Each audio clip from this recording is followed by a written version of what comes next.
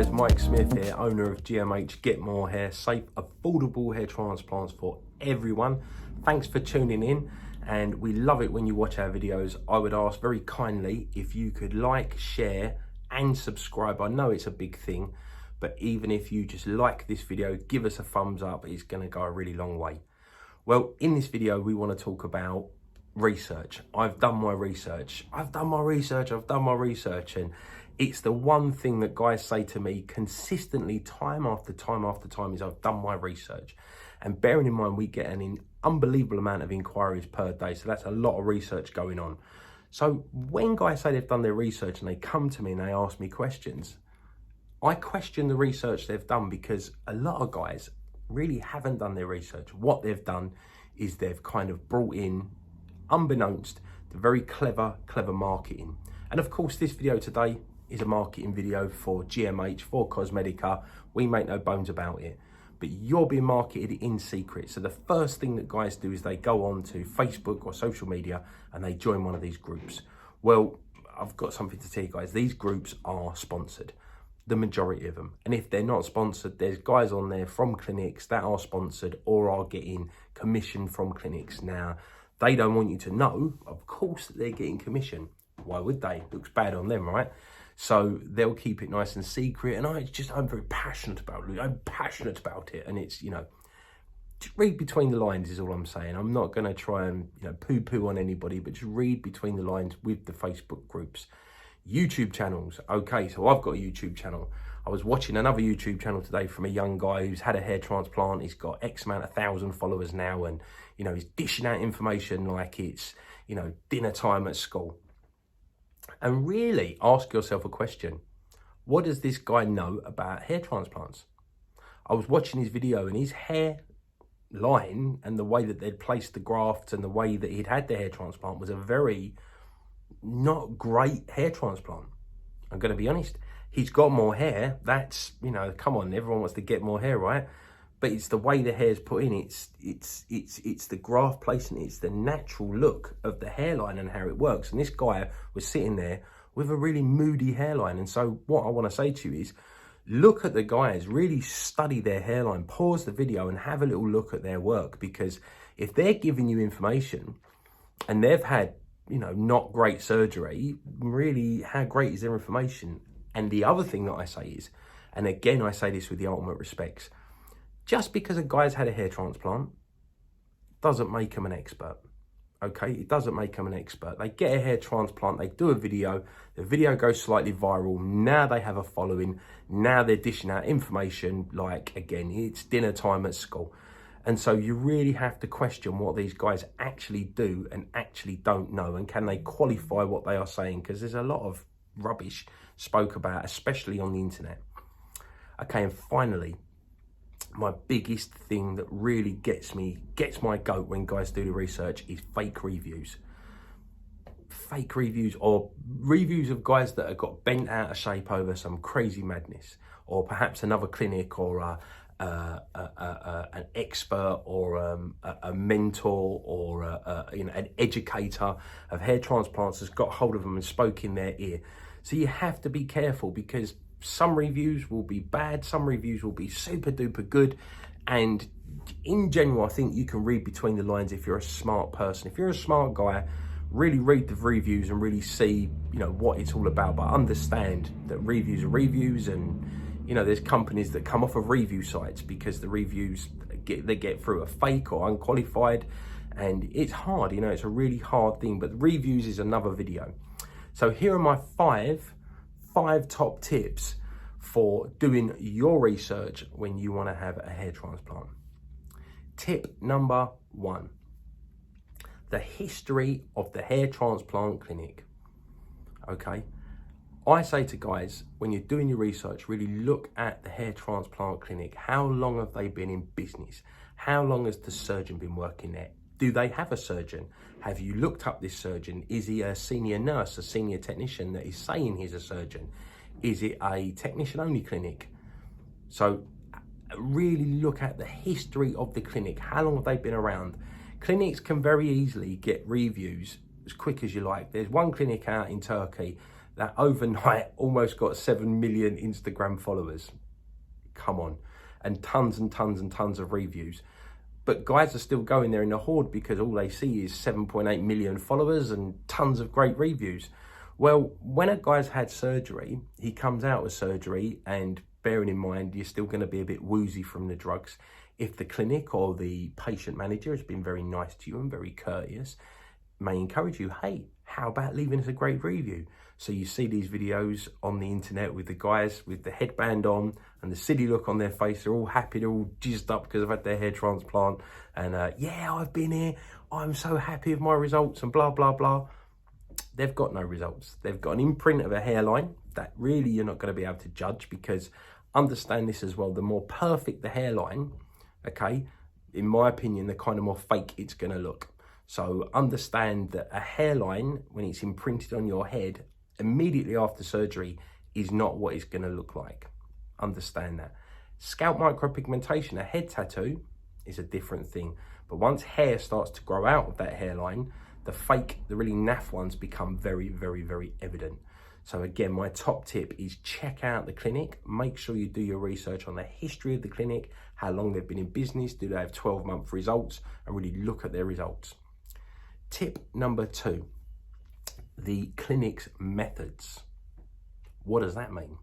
Well, all clinics that perform hair transplants fundamentally perform the same kind of hair transplants. And in Turkey and in the modern world, it's mostly FUE. There's very few that are doing FUT, and they're mostly European and Americans. And I'll go into that in another video as to, I think, why they're still doing FUT surgery. But yeah, really check out the methods, because there's different ways of doing a hair transplant. So there's a very famous clinic that's known for doing really bad hair transplants in the UK, and you'll see their hairlines. In fact, we're going to repair one of their guys this year, a famous guy, but you'll see their hair transplants and you look at it and you can almost see the rows of grafts and the rows, the way that they've done the open the channels. There's different methods and different techniques. All clinics use different types of things to open the hair channels. So for example, at Cosmetica, the clinic that I work with, they will use a sapphire tip blade. Okay, it's the best thing that we can use at the minute. It's very, very sharp. It's fantastic quality. And these sapphire tip blades are tremendous, okay? And then with a DHI, it's a micro sapphire tip blade. But some clinics will use a surgical steel, like a sliver of metal, which is, you know, it's fine. That's how I had my hair done back in the day. Some clinics will just use a needle. I've seen very, you know, quote unquote famous surgeons that will just use like a syringe needle to make the channels. So there's different ways of doing it, and there's different ways of opening the channels, different techniques. And I would definitely encourage you to ask the clinic what kind of technique their surgeons use, and try and get some images of their pictures of a guy's head when they've had the hair channels opened, and that's very revealing. So check out the method, because if you go there thinking you're going to have DHI, so for example, we now offer micro sapphire DHI, but it's not classic DHI. It's a variant of DHI, and it's the doctor's own special variant, which he feels is obviously the best. And I mean, we see incredible, crazy results. But some clinics will do a classic DHI, which we don't really rate. You may rate it, you may see great results. Some clinics will do FUE, like I said, but it's a different way of doing the surgery, and all clinics do things differently. So check out the clinics and find out if their method works for you and it exceeds your expectations. Tip number 3, and this is a really, really big one for me. I mean, this is massive. Hairline design. The thing is, nowadays, a lot of guys will want a very straight, a very low hairline. And this isn't always the best thing to have. In fact, in my opinion, it's not the best thing to have. It's best to have a natural looking hairline, something that looks like you was born with it, something that looks great. Now, some guys want it to look aesthetically a lot nicer, and we do that at Cosmetica, okay? But then there are other guys that just want a straight line drawn on their head, and they just want it, you know, an inch above their eyebrows, and that's not going to happen. However, if you go to a different clinic, maybe they will do it, and this is where you have to be careful. I've seen some really dodgy hairlines. I mean, a guy come to us the other day, he'd been to another clinic, and they didn't even ask him. They just done this hairline, and it basically, he looked like Robocop. It basically looked like a helmet on the top of his head. It looked awful. Nothing you can do about it now. It's low, it's straight. You can't put any shape into it. You know, it's a repair job. And again, that's another video. But you're in a situation where you're looking to have a repair job and you don't want that. You want the perfect, from the A to Z, perfect hair transplant, perfect experience.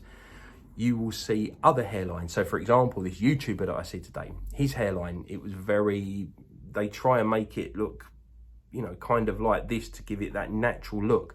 But unfortunately, this looked like someone had sewn in his hair with a knitting needle or a crochet hook. It was very fake looking, and it just didn't look fantastic, guys, because there are hairlines and there are hairlines. There's natural looking hairlines, and then there's, you know, hair transplants. There's all different kinds of results, different kinds of hairlines, and you've got to ask yourself a question. If you was going to have a tattoo, would you want to go down to the seaside and have a tattoo on your forearm of something random, some devil or some flag? Or would you like to go and have a real nice piece of artwork done on your body? Okay, it's very easy to go and get a very cheap tattoo very quickly, very easily done. And that's not to say anything bad about the tattoo guys down at the seasides, because I know there's some fantastic guys there, but you know exactly what I'm saying. With a hair transplant, it's the same thing. Guys will come and they will make their decision very quickly. They will go to a place where their mate's been, they won't even question it, and before you know it, they're sitting in the chair, they've come out, they've got this dodgy hairline, which they don't even know is dodgy. And it's not until they go to a party and they bump into someone like me, who's had a fantastic hair transplant, and they turn around and they go, wow.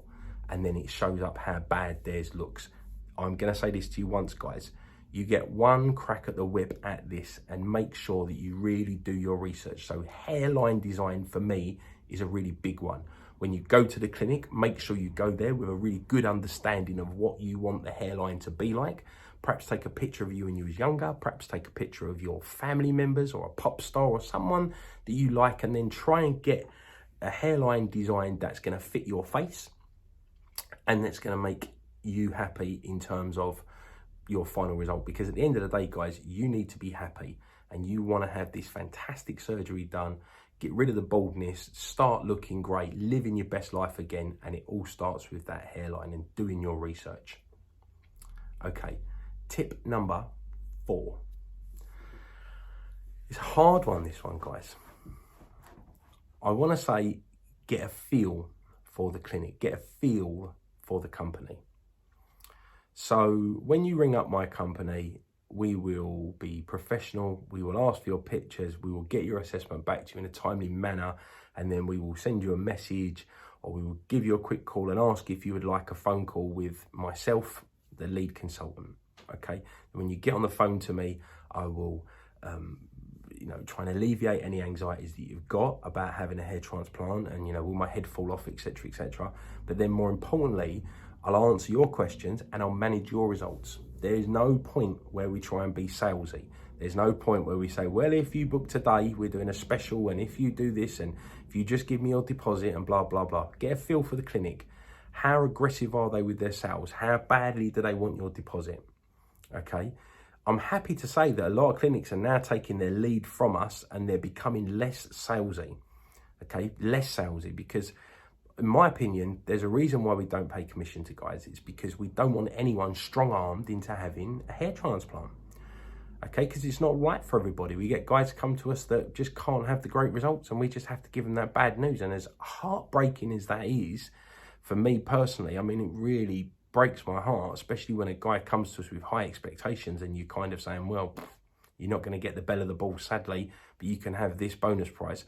They're not happy with it, and a hair transplant isn't right for them. And I'm glad they don't have a hair transplant, because that means that they're not then having something done that they think is going to be this magic wand, and then in a year's time they're going to be extremely unhappy, and then all of a sudden they start to blame you. You know, oh, well, it was you who told me this and you who told me that. So try and get a feel for the clinic and see how honest they are with you. And bearing in mind, this is what I say to guys, I'm not God, I'm not the definitive guide on hair transplants. I've been working in this industry for many, many years. I work extremely closely with a doctor. I go out to Turkey, probably 6 to 8 times a year. I spend a lot of time with a doctor. We're friends on a private level. We talk about hair transplants all day long. I watch the surgeries. I study. I'm a student of the game. However, not medically trained. I'm not a surgeon. And I speak specifically, majority of times, about Dr. Akar, his surgery, his clinic, and his hair transplants. So understand, guys, where you're getting your information from, and make sure that you take an objective look at the information. And like I said, get a feel for the clinic and see what kind of a feel you get, the reviews and all the bits and bobs, and how the clinic are with you, and are they nice, are they friendly, are they too friendly, are they salesy, are they aggressive? Just get a feel. My fifth and my final tip, and wrapping up this video, okay, and this is the first in many videos that I'm going to be making about your hair transplant journey. The fifth and the final tip that I've got for you is a bit of an odd one. Take a break from researching hair transplants. You can go down a rabbit hole, you can go round in circles, you can go through a loop, you can drive yourself mental, keep yourself up at night, conflicting information. So my advice is this: stop thinking, talking, looking, researching about hair transplants for at least 2 to 3 weeks. Do yourself a favour, clear your browser history. Take your browser history, clear it, clear all your cache, make sure you've got nothing on your browser, none of your smart devices that have picked up anything about a hair transplant, and don't talk or think about it for a good 2 to 3 weeks. And just have a break, take a break from looking at it, because like I said, you'll go round in circles. Then in 2 or 3 weeks, you can always go back to looking at it with a fresh pair of eyes. Perhaps your partner would help you, or a friend would help you. And go back to it, go back to the clinics that you got a great feel from, perhaps look at some new clinics, do a bit more research, okay? And then eventually make your choice, and hopefully have a fantastic hair transplant with a terrific result. Unfortunately, I'm not able to cut my hair at the minute, but still very happy with my hair transplant. And every day it makes me feel 10 feet tall. It's terrific. Well, look, thanks for watching our video. I'm very grateful for everybody that watches our videos, and I'm very grateful for all of the likes and all the shares and all of the good feeling that we get for our company. If you would like to download or get a copy of our free information pack, which has got a lot of good general information about hair transplants, as well as bespoke information about Cosmetica and the hair transplants that they do, feel free to send us an email. info@getmorehair.co.uk. And guys, please take care and have a great day, and thanks for watching, and tune in next time for our next video. See you soon.